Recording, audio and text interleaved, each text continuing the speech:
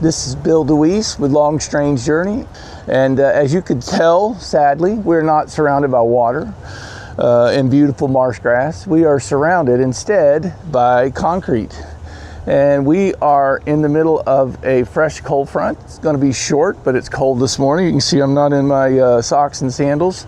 I'm actually out here in the driveway, and we're going to do a project that we reserved for such a day as this, in such weather as this. We're going to work on this trailer. As I have said before, I prefer to do all my trailer work in my driveway proactively and do none of my trailer work on the side of I-75. Right? You can't help it if you get a flat tire. I've got a blowout on the parkway before, and you just can't help it. But you can prevent a lot of things on the road proactively, and we're going to do a lot of different things. I do a number of things on my trailer. With my friends, I'm affectionately refer to myself as trailer trash.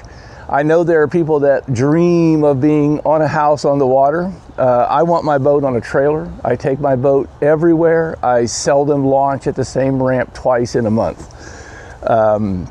So my trailer is life, and I baby my trailer. I do proactive maintenance on the trailer, the hubs, everything. Just proactively looking at that trailer. You want to find the next thing that's going to fail, and you want to replace it before it fails so that you're not on the side of the road with 18-wheelers whizzing by you trying to, you know, swap a hub out or worse even. Just by way of history, this is my Maverick. I talk about this thing all the time, so you probably have seen it or heard it. This is my baby. I got this in 2018, and this is equivalent of going to your grandpappy's barn and finding a 1966 Mustang covered in hay in the back corner of the barn. You know, he's rubbed it down with an oil rag to stop rust. It's got 3 inches of dirt. It's got some battered and bruises, but it's got good bones. And that's the same thing that happened in 2018 with both this boat and this trailer. This boat was rode hard and hung up wet, and it definitely is something that needed a lot of TLC and indeed a full restoration. So that's what we've done to the boat, but also more quietly what we've done to the trailer.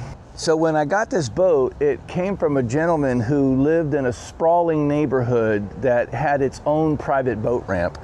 So this boat never really went out on the highway, and the trailer was just dilapidated. So one of the first things I did was I rebuilt the trailer. So everything started in 2018, and the same hubs and axle since then, and I've replaced the leaf springs.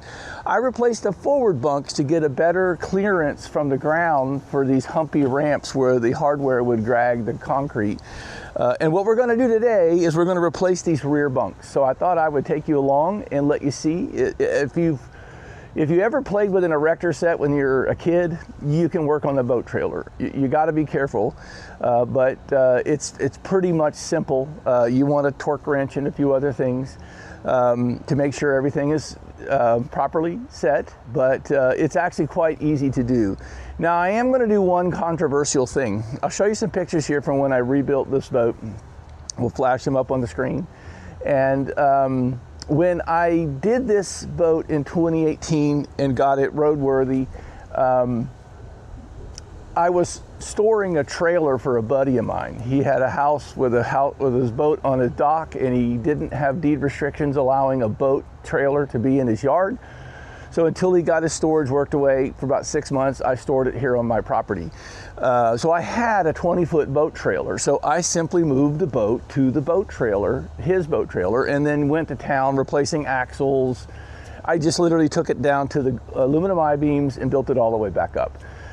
So no big deal there. But today we're only doing the rear bunks. The front bunks have already been done. We're doing the rear bunks. So let me show you what that looks like. So when I did this originally, I used a classic galvanized bunk risers that you see there on the left. And as you can see, they're well aged for 2018. They've worked really well. Most of that is surface rust. It's not like it's structural. But again, we want to replace things before they break, not after they break. Now, when I made the adjustments to the forward bunk, You can see I went with the newer friction mounted units that use the extruded aluminum and the 2-inch tubular, and then it has the rest is galvanized. And but there's forward bunks, and then there's the rear bunks. So we're actually going to replace these rear bunks. And because we're going to replace the rear bunks only, I'm not going to take the boat off of the trailer. I'm actually going to use the jacks, and I'm going to take the pressure off the boat, the boat's weight off of the bunks only, right? And I've done this before, and so... All right, now, this is usually the part where a smart man might say, kids, don't try this at home. But the whole point of a video like this is to encourage you to take care of your trailer and do so in your driveway, not going down the highway. So courage is no substitute for wisdom and common sense. You need all three. But you have to use some common sense, right? I'm doing this in the driveway with the boat on the trailer because I have a Maverick 18-foot poling skiff, which is pretty light. I'm literally lifting the hull fractions of an inch just to take the pressure off the bunk. If you have some battle wagon 33-foot shady white with twin 300 horse engines hanging off the back, you know, I don't advise you go get a Harbor Freight racing jack and just start cranking on the hull. At that point, maybe you should talk to a service center, talk to a marina, take the boat off the trailer and work on the trailer without the boat on the trailer. I can get away with this because of the configuration I have here and the experience that I've had doing this. Just be wise about what you decide to do if you're going to do something like this.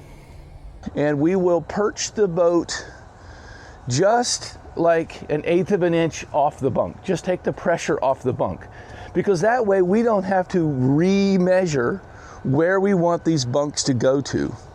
When we put the new bunk gadgets on, the risers right here, these, but they will be new stainless steel ones, they are going to mate with the strake on the boat exactly as they were now. So we want to be clear about how we get these things to mount.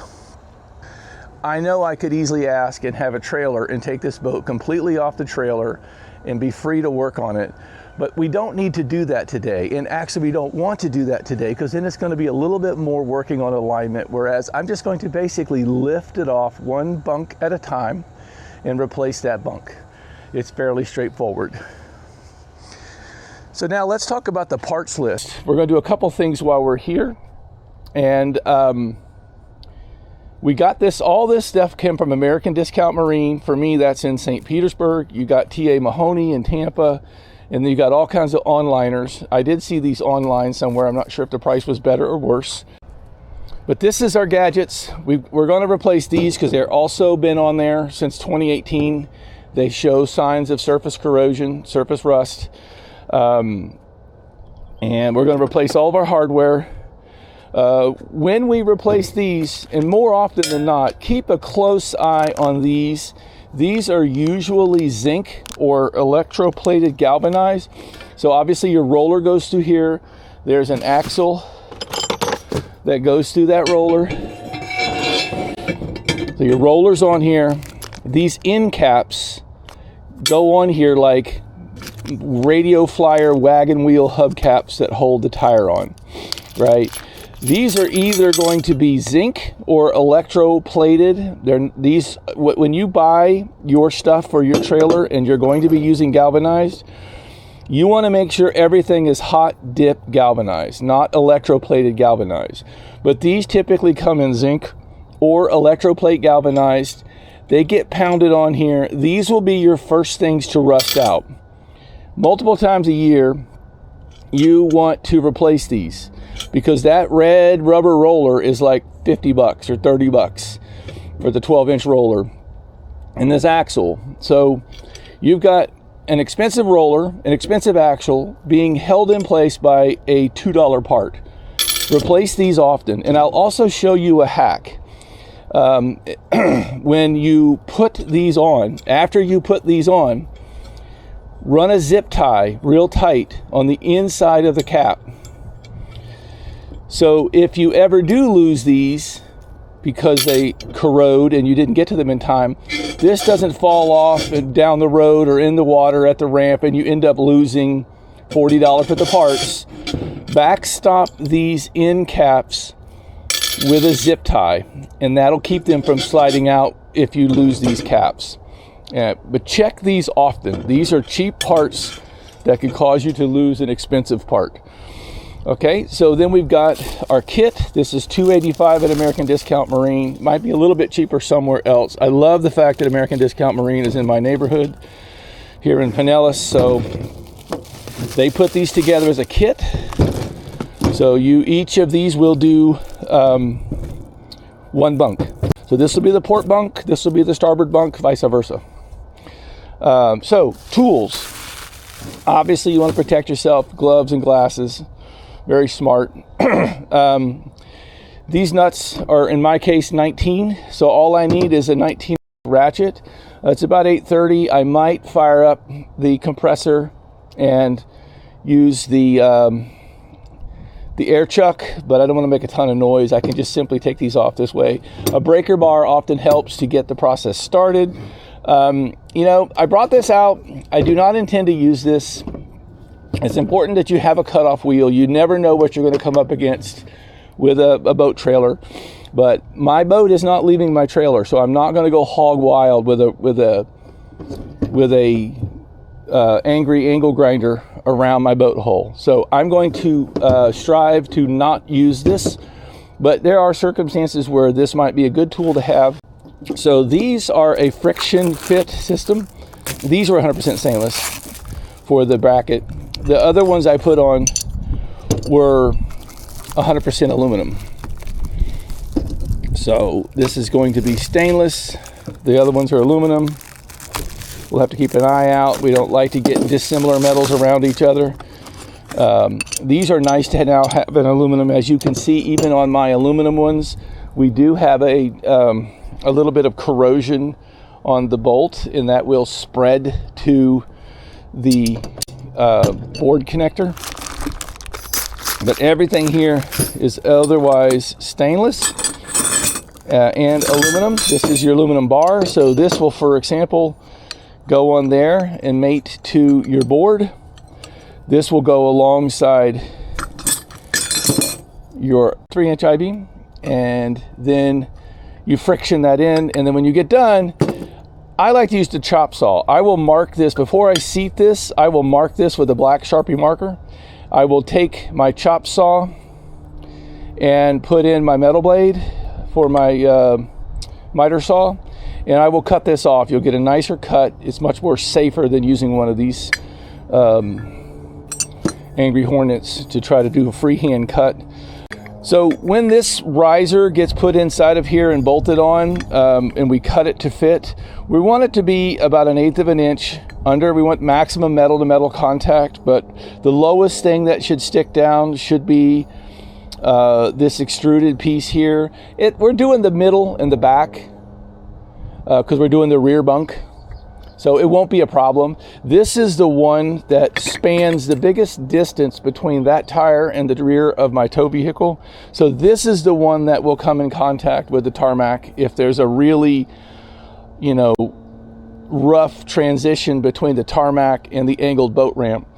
You will scrape. You see a lot of scrape marks there. My boat will scrape and play the song of the Guggen.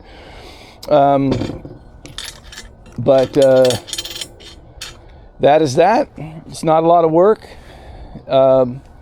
We've done the balancing of the boat before. Again, we're not lifting our boat really high up into the air. We're simply going to take the pressure off of the bunks using the racing jacks and a We don't really even need a jack stand, but it's always wise to use a jack stand when you're using jacks, because you never know. I'm going to cut these. I already have a couple pieces of the older style cut, and I will use that as an interface to protect the hull while I put pressure on the hull from the racing jack and lift it up. So we will not damage our hull. We will not be lifting this boat really high up. We're not going to create any danger to us or the hull. We're simply going to take the pressure off, because these align with the strakes. These align with the strakes. The carpet should still be good. They're stainless steel staples, so we shouldn't need to do anything. I did buy some of these, so we might be doing a replacement of a couple of these. And we're definitely going to replace the roller. We're definitely going to replace these roller brackets. All right, so we've laid everything out here, and we've just kind of like laid it up, pre-assembled it, so we understand where all the parts go. So we've got our U-bolt through the I-beam, or the cross beam, the cross member, and it's going to have a washer, and it's going to have a lock washer. All right, and it's going to have a bolt. All right, so we got 4 of these, 2 for each bracket, for these brackets here. Okay, and then we got these use a lock washer, these use a nylon lock nut, I like this setup because the earlier ones again were aluminum, but they relied on using the galvanized bunk mounts. This is going to go onto the 2x product that's going to be your bunk, and these are aluminum. They give you 1 for each side. I like that a lot better. I have had some of these wallow out as the bunk ages, so it's kind of nice to have 4 instead of just 2. These are going to go through into your bunk material, and that's good. Again, our bunks are in good shapes, the wood and the carpet and the stainless steel staples, so we don't have any issues probably reusing our bunks. At some point I'll recarpet them, but right now they are set to go with carpet. So as you can see, I put a jack in the front middle, and I put a jack in the back. Now, you're going to need to do this based upon your knowledge of your boat. This is a lightweight Maverick skiff, so I'm not lifting 4 tons, right? So if you're not sure about what you're doing, don't do it and say Bill said to do it. All right, well, it's well after 9 o'clock now, so we're gonna switch over. We're gonna switch over to the air chuck. Try to make quicker work of this.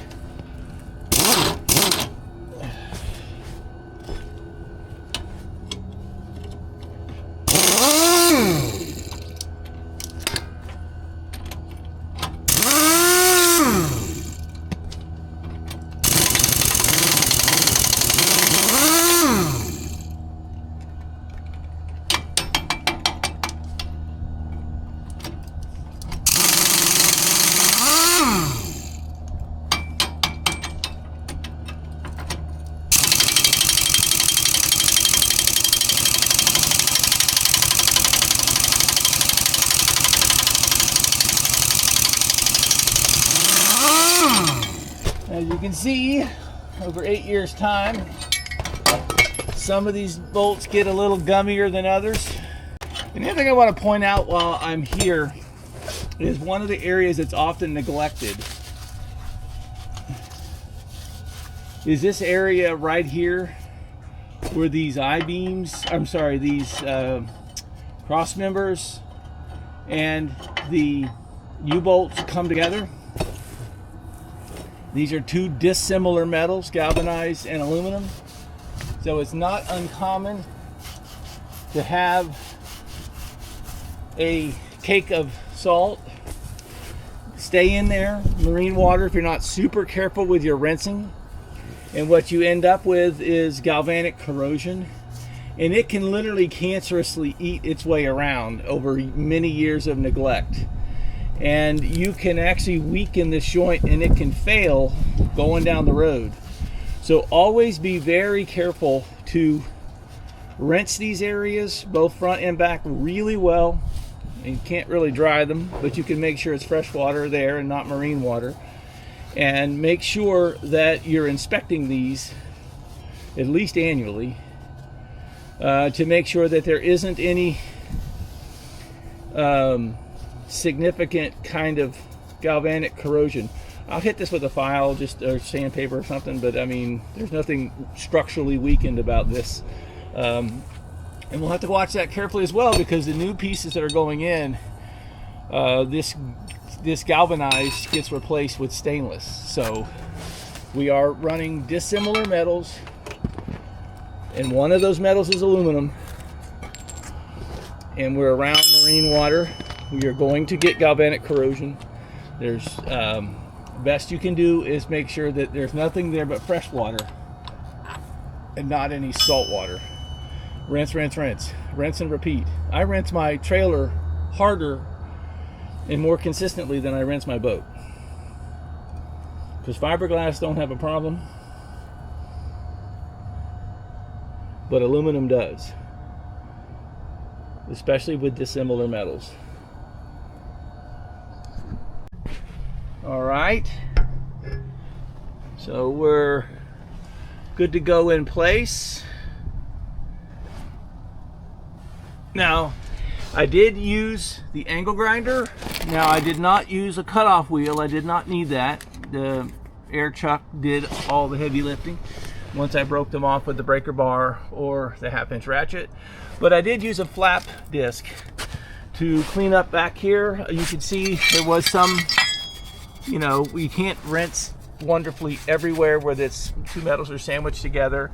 So on that aluminum, I brushed out any corrosion so I can inspect to see if there's any significant pitting. Everything was pretty much fine. There's a little bit of pitting. The new U-bolts have a different spacing, so you can see where that pitting had started, but it's marginal surface pitting, and that will stop now in those locations. So everything is in place. These aren't horrible shape. They certainly were structurally fine, but they were getting unsightly, and it was good time to replace them. We're going to go ahead and do all the others. The only thing that I'm leaving to the last minute on this side is when you put in your new unit, it's going to be, this old unit had a single bunk bracket. The two holes of the bunk bracket should align with the existing holes as long as that wood is in good shape and not wallowed out, which mine were fine. But then the newer unit, as we mentioned, has a dual one, right? So we're one of these, the one closest to the cross member, is going to fit typically in the two holes that were existing for the single unit. This is, for example, would be the new one. And these are the new wood screws, lag bolts, whatever you want to call them, for those new ones. And I will have to drill 1, 2 all the way around, so a total of 8 new of these will go in. I'm going to do that at the end. They're laid up in there, they're lined up in there, but they're not bolted in. I will set up a drill stop. You know, the carpenters have an expression, measure twice, cut once. But when you're messing around with a boat, you want to measure like 85 times and cut once. And that's especially true when you're drilling around your hole. So I will set up a drill stop on my drill so that I tap a little bit, maybe half of the length of the screw with a drill. So we get a good bite. We don't split the wood. But I'll set that drill stop up so that we don't do anything remotely close to the hull of the boat. Alrighty then, well, it's about 2 hours, a couple stops to run the dog through the yard and talk to some neighbors as they walk by, have a cup of coffee. At any rate, here's the boneyard. So you can see we got our 7 years worth of use out of these things. Not everything else is pretty much shot. Got our use out of them. Now everything is in place and we're good. Everything's bright and shiny. I got the last step will be to replace those, but I want the boat resting on the bunks properly. So at any rate, so we're pretty much done. We're battening down the final things, and that concludes this. Hopefully this helps you. Again, don't do things that you don't feel comfortable doing. Don't just guess at things necessarily. You don't want to get yourself into a world of hurt. Be cautious. But trailer work is pretty much old school mechanical work. Doesn't take a lot of advanced knowledge. It just takes some common sense, and at least it's not rocket surgery, and you can do this to your boat and keep it ready to go great distances without fear of breakdown, and do all your repairs in your driveway. Don't do any repairs on the side of the interstate unless you absolutely have to. Nothing but a flat tire on the side of the interstate. All your hubs, all your bunks, all your rollers, all your winches, all that hardware, proactively replace that in your driveway where it is super convenient, and you can schedule it and you can budget it and make it happen in such a way that gives you great boating experiences and not gotcha moments. Anyway, hope this video helped you. Thanks a lot for watching.